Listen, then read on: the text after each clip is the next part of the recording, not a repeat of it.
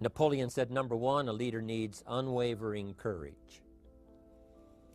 And I don't know if I totally agree with the unwavering part of this or not, because sometimes our courage does waver a little. You know, bend but not break. You know, courage mounts up, and then sometimes we have the doubts that creep in, and we reach a little deeper to find that courage that overcomes our doubts and our fears. So I would probably debate a little bit with Napoleon on this unwavering courage, because sometimes courage does waver. But as long as it stays, as long as in the end there it is to serve you, the courage to do what you didn't think you could do, the courage to step into territory that might be a little unfamiliar, the courage to talk to somebody you don't know, the courage to attempt conducting a meeting, the courage to give your first testimonial, the courage to, you know, solve problems you couldn't solve before, that kind of courage. The courage to stand up when it's sort of dark in your corner, the courage to do it when it isn't going your way, seemingly. The courage to try to have a good day in the midst of a bad day, that kind of courage. Wavering a little at times, yes, because we all have doubts that attack us. We all have small fears that creep in. That is the nature of life. But that's what faith is all about. That's what courage is all about, to serve us when our doubts will not serve us well. Faith to overcome fear, and courage to overcome our doubts. But that is a good quality, a good attribute for a leader, and that's unwavering courage. Second, Napoleon said self-control. That, of course, is the very essence of life itself, is self-control. Because we all have this warfare going on. You know, it's going on in the world, the warfare between liberty and tyranny. In our own body, the warfare between health and illness, the struggle is on. The struggle between light and darkness, the struggle between good and evil. I call it opposites in conflict. And as soon as you're born into the world, as soon as you find yourself and discover yourself on this spinning planet headed somewhere, you know that this exists. To be a civilized society, we must drive the dark side of our nature into a small corner and let the positive side flourish. Early, we must learn to exercise self-control. Power is a wonderful thing, but it must be exercised properly. It must be exercised to benefit and not to destruction. So self-control is certainly necessary to be a strong leader, so that you can become the best example. The example of having your temper well managed, to having that dark side of your nature under control. The best example of choosing wise words and not being careless, that kind of control.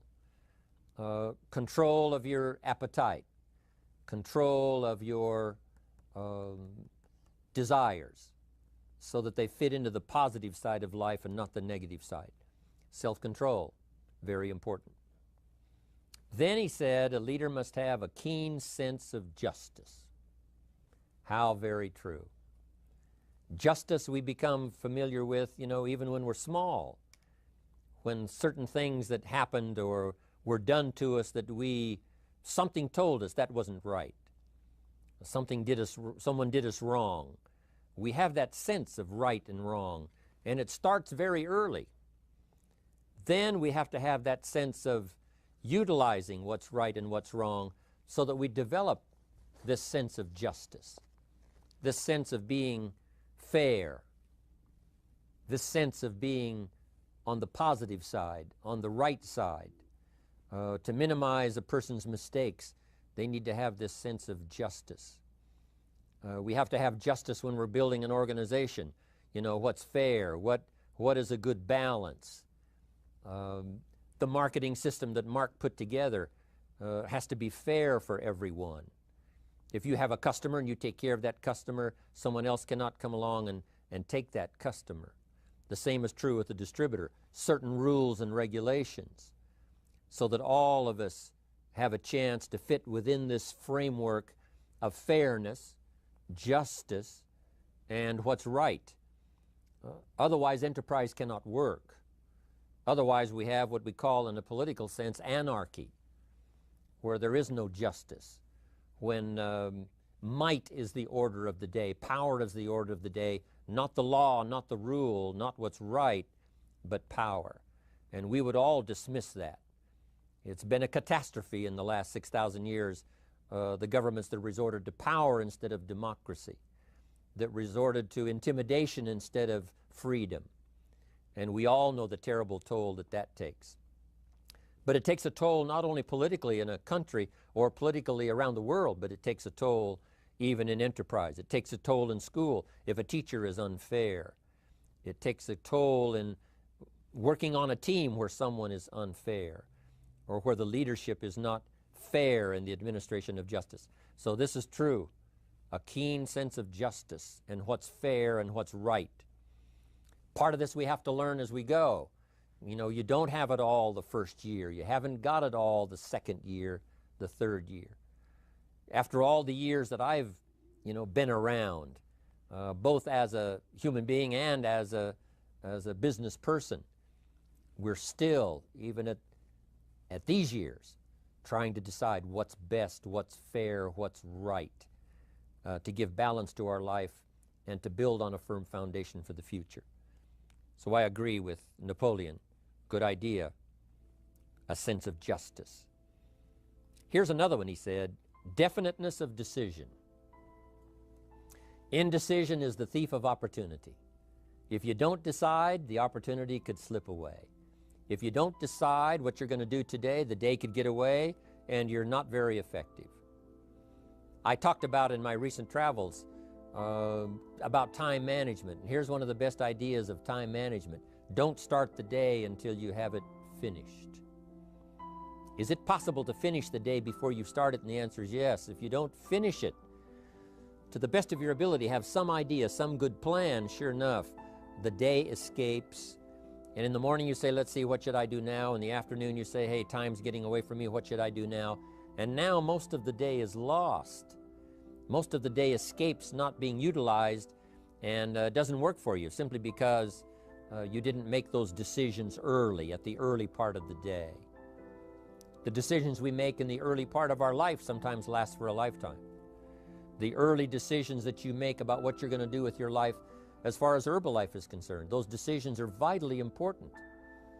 If you neglect them and don't make them, sure enough, the time passes and the opportunity sometimes is diminished, and sometimes you spend a lot of time now catching up simply because you didn't make those early decisions. So it's the decisions at the first of the day, it's the decisions at the early part of the month, it's the decisions at the early part of the year that greatly determines what kind of year you're going to have. The decisions you make in the early days of your marriage, sometimes those are the decisions that affect the marriage for a lifetime. The decisions you make at the first chance you see opportunity, those decisions, what you're going to do with it, how far you're going to take it, what it's going to be meaning to you in the years to come. Those early decisions are vitally important. Then we need decisions to correct poor decisions, to overcome our mistakes. It's possible, of course, for all of us to make unwise decisions. And at the end of one year, at the end of 1 week, 1 month, or at the end of a few years, we say, that decision cost me too much. Cost me a lot of time, cost me a lot of money, cost me maybe a good relationship, cost me a chance to be productive. But as long as you're alive, there's still a chance to use new decision power to correct the mistakes of decisions that were bad in the past. All of us have the opportunity to do that, but I think Napoleon was right here too. You got to be definite in making decisions so that the opportunity doesn't pass you by. Take advantage. Here's the next one. Napoleon Hill said, a good leader has definite plans. How important that is. And of all the years, I think, to cash in on Herbalife's momentum and make some plans for the future, this has got to be one of the greatest years. Herbalife in these 18 years now has created some incredible momentum, not only in opening up the countries, but momentum in the refinement of our marketing, momentum in developing new products, momentum in developing our support system. The key is now for you to make plans to ride on that momentum. Herbalife is like the tide that comes in, and the rising tide lifts all the ships if they're in the water. If your ship and your boat is not in the water, even though the tide comes in that would lift all the ships, if yours is not in the water, then it doesn't benefit you. So here's what you should do. Have the same intensity to make your plans for the future as Mark Hughes has. As the President's team, Chairman's Club especially, make the plans for the Herbalife Company future, you've got to now make your plans. Don't let this momentum pass you by. Don't let this momentum go uncashed in on. Don't let it be like a lost cause for you. And maybe you've, because of the lack of plans, have lost a month or two, or you've lost a week or two, or maybe you've lost a year and you were 10% effective instead of 100%. Now's the time to change all that and start making some plans. Your Herbalife plans, they're vitally important. You might as well cash in on the Herbalife plans for world expansion, the Herbalife plans for expansion within your country, the Herbalife plans for the expansion of the business, the incentives. You know, cash in on that, capture that, and say, I've got to have some plans that match Herbalife. Not necessarily match Herbalife in numbers, but that can match Herbalife in momentum, that can match Herbalife in cashing in on the opportunity, your plans for Herbalife expansion. You got to have some plans for your family, right? You got to take your family along, don't leave them out. One of the challenges all of us have in making our plans is how to balance everything, to make sure that we don't regret at the end of the year, I spent too much time on that. I spent too much money. And then if you have, say, how can I not do that again? And construct some better plans so that you won't have any regrets at the end of a year to come, 5 years to come, 3 or 4, 5 years to come. Definite plans. The plans for the use of your money.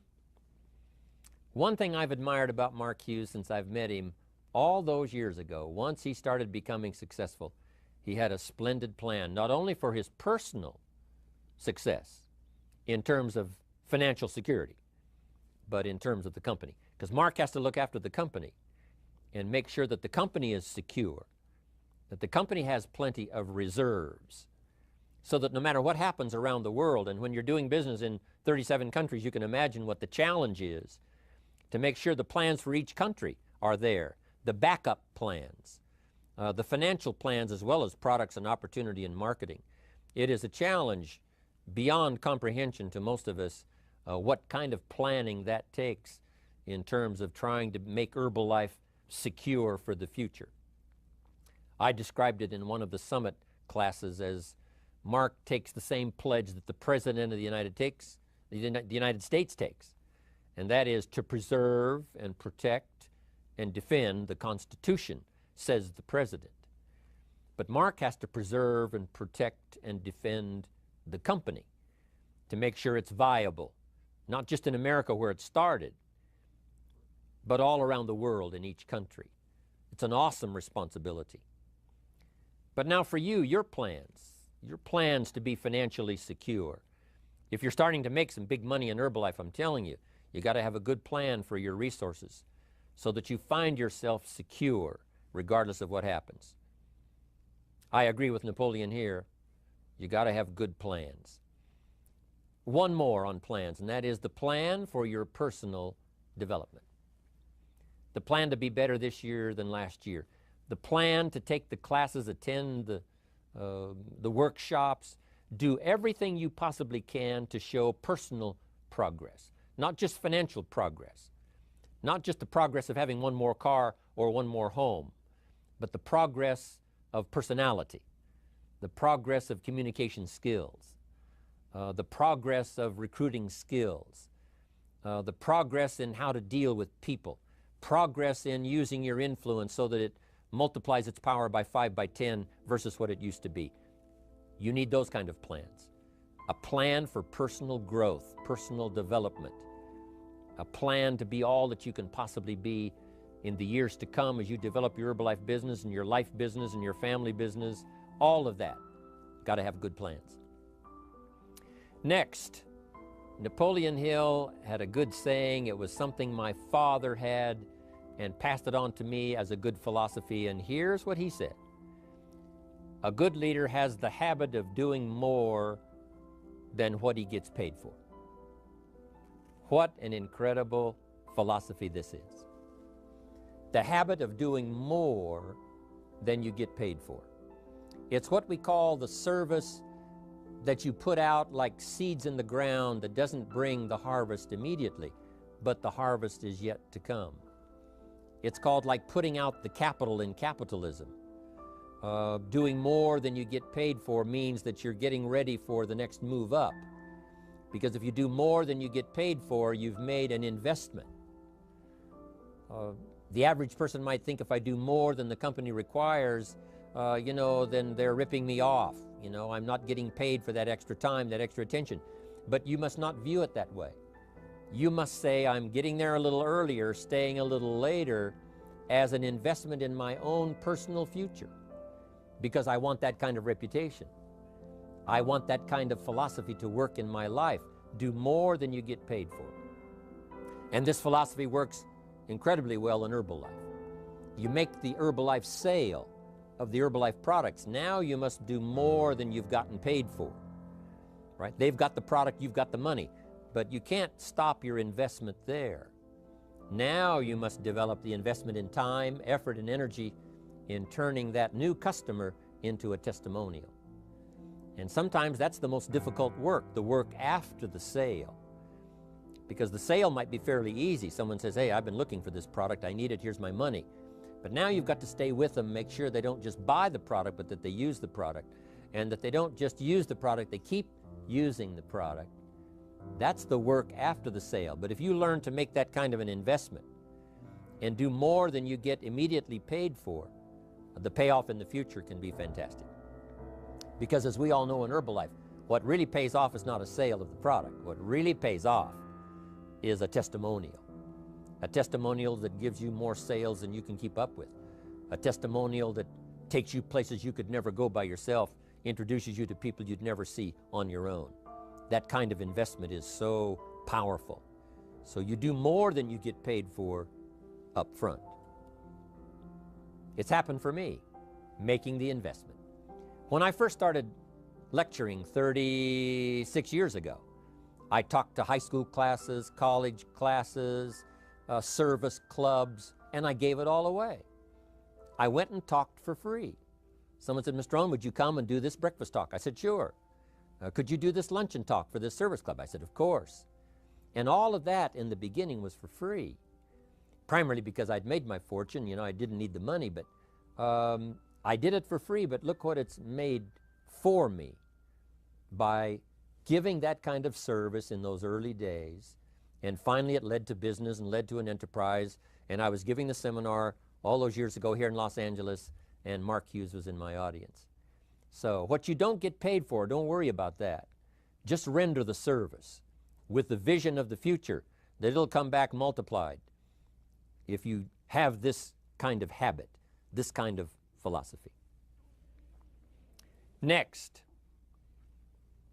Napoleon Hill talks about personality. You need a pleasing personality. There's many parts to your personality. One is your working personality. The kind of behavior, the kind of attitude that you need, especially in the public. Some things you can kind of get by with, being a little careless, maybe in private, but in public, where it counts so much in your paycheck, it counts so much in building your business for the future, your own personality. But here's what you also must remember. You develop your personality in private so that it serves you well in the public. Sometimes we get the mistaken idea, I can be careless with just these few and be more careful when I have 1,000. But see, that doesn't work that way. Careless with a few, sure enough, that will creep into your presentation for 1,000 people. Here's the best practice, and the Herbalife opportunity in our marketing systems gives you the best chance to do that. The influence you have one-on-one, that's what really counts. You say, well, I'm only talking to 2 people, it doesn't matter much. That's when it really matters.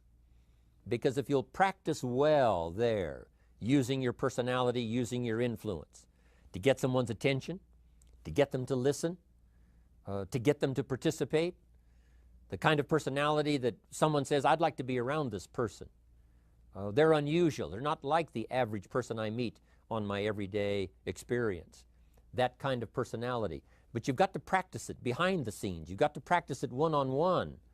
And if you're effective one-on-one, 1-on-3, 1-on-5, I promise you, that will get you ready to now perform with the kind of personality, the kind of charisma that wins people when you're in front of 500 people, 1,000 people, 5,000. So this is a good point, working on your personality. Here's the best gift you can give someone, and that's the gift of attention. Attention is so powerful. When I was a young man, I met Nelson Rockefeller, one of the richest men in America at that time. He's gone now, but he was a unique individual, ran for vice president of the United States. And I had a chance to be where he was holding a press conference, and I got close enough so that when he walked out, I had a chance to step up, right, when security was not all that severe in those days, and I had a chance to put out my hand, shake his hand, and say, Mr. Rockefeller, my name is Jim Rohn. And what I remember most was the attention he gave me. With the lights of the cameras around and everybody all around, he looked right at me and said, Jim Rohn, where are you from? I said, Idaho. He said, I really like Idaho. It's one of my favorite states in all of the country. And for just a few seconds, he gave me his attention, shook my hand. I'll never forget the handshake, right? One of those multi-million-dollar handshakes. But I'll never forget that personal attention he gave me, just for a few seconds. It was powerful. Made an impression on me that's lasted until this day. That's why I remember to tell the story. So, same thing you can learn to do. Utilize your personality, utilize your influence, give people the gift of attention. Here's the rest of my list now as we finish up. Next, Napoleon Hill said a leader needs sympathy and understanding. We have to develop that early in our lives. All of our lives, we have to look at those that are less fortunate than we are, those who need a helping hand, and especially now we learn to look at those who need an opportunity, those who need a change in their health, those who need a change in their life and in their lifestyle. It's this kind of sympathy and understanding that drove Mark Hughes to construct the company. It took that kind of understanding, that kind of sympathy, that kind of deep emotional feeling. Then Mark understood what it meant to be poor. He understood what it meant not to have. He understood what it meant to be short on finances, on resources. He understood what it meant to lack, a full formal education. He knew all of those lacks. And instead of crying about it, he said, what I will do is change it for myself, and then I'll help other people that have the same challenge. Lack of education, lack of the money, lack of the resources, lack of good health, faced with all kinds of difficulties they can't solve. I'll get mine solved, and then I'll be strong enough and have the skills to where I can help other people. That kind of leadership quality is so powerful. That kind of understanding. Here's the next one. A leader must have, Napoleon said, a mastery of the details. How very true. All can be lost with just a couple of missing details. On the trip to the moon, everything has to work, right? There's several thousand moving parts. There's several thousand pieces to the project of getting to the moon and coming back, and all of them have to work. You can't have 10% of them working, 90% or 80%. They've all got to work. And then there's the backup systems for something if something goes wrong to back it up.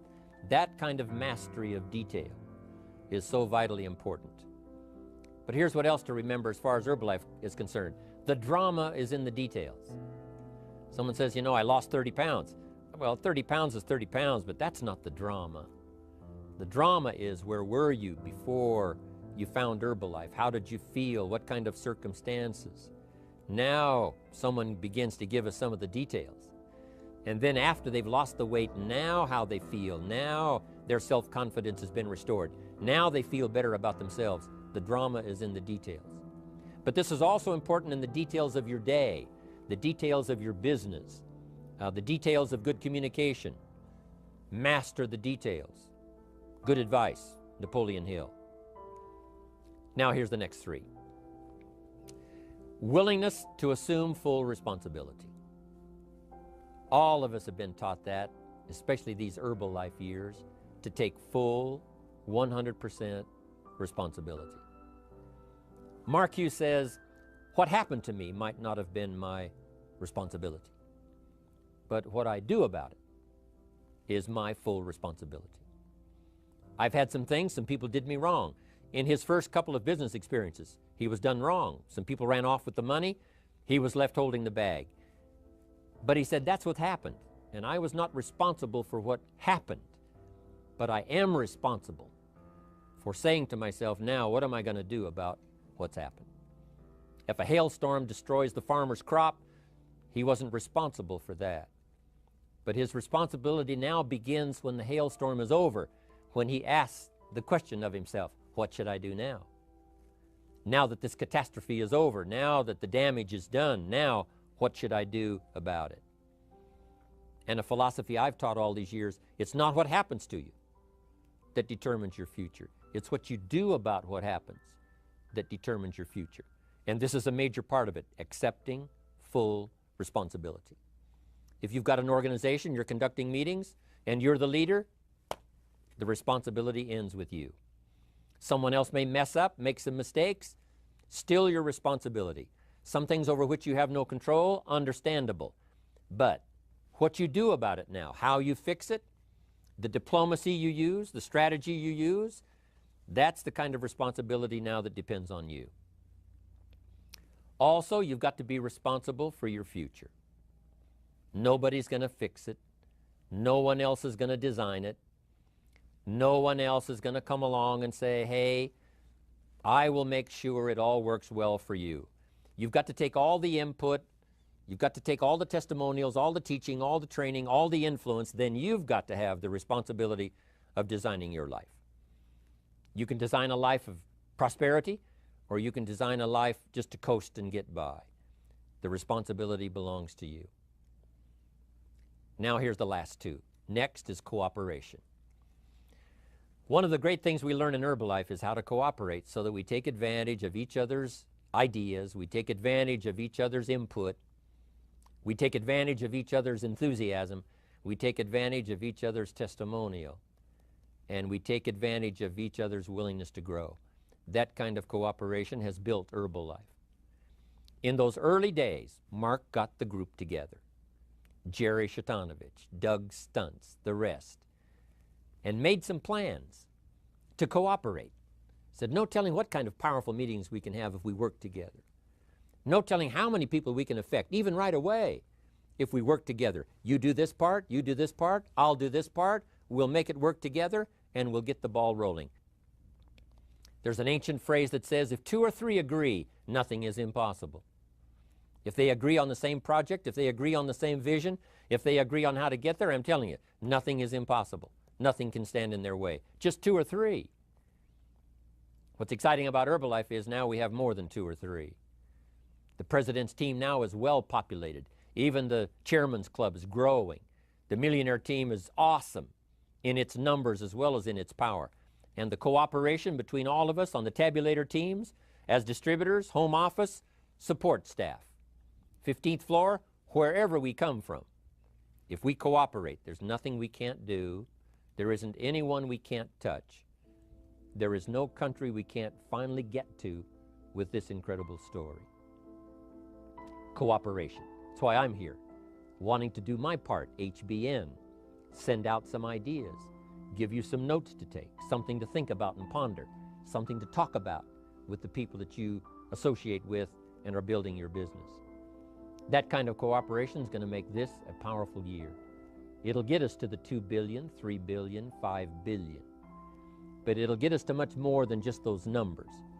It'll get us to a place of honor, respect, prestige, influence, feeling good about ourselves for the hard work that we're doing cooperating with each other. I want to cooperate with you, helping build your business. All of us cooperate with the support system of Herbalife. We're on our way. We will have the billions. We'll have the stories. We'll have the experiences. Now here's the last one. Napoleon Hill said, a major attribute of leadership is vision. Vision is in many parts. One, a vision for your own course to follow. A vision for you, for yourself. A vision for your financial future. A vision for your health. A vision for your wealth. A vision for you to latch onto and make something out of. A vision for your family. Because vision must now lift others as well as ourselves. Guess what our family is counting on? That we'll be able to see things that at first they cannot see. That we'll be able to look further into the future than perhaps they will be able to look. The same is true with your organization, the people that are around you. They're counting on your vision. Perhaps you've been there a little longer than they have. Maybe you've been there a lot longer than they have. And they will look to you to help them see things that they can't see in the beginning. And if you will do that, develop that attribute of leadership, I'm telling you, you'll have such a dramatic effect on your organization, it will be unbelievable. A vision for yourself, a vision for your family, a vision for your organization, a vision for the people that you're close to. The old prophet said, without vision, we die. We perish. Unless we can see into the future, life loses its meaning. Unless we can look further than just where we are at the moment, then we have no reason for faith, no reason for activity. But if we'll develop this skill, beyond any other skill, I'm telling you, it will help us touch people because they'll want to be around us because we have this look into the future. Not only the short-range vision of what we're going to do this week, this month, this year, but the long-range vision like Mark has, taking us to the 5 billion. You can have a vision that will take your organization into the future and bless everybody with success.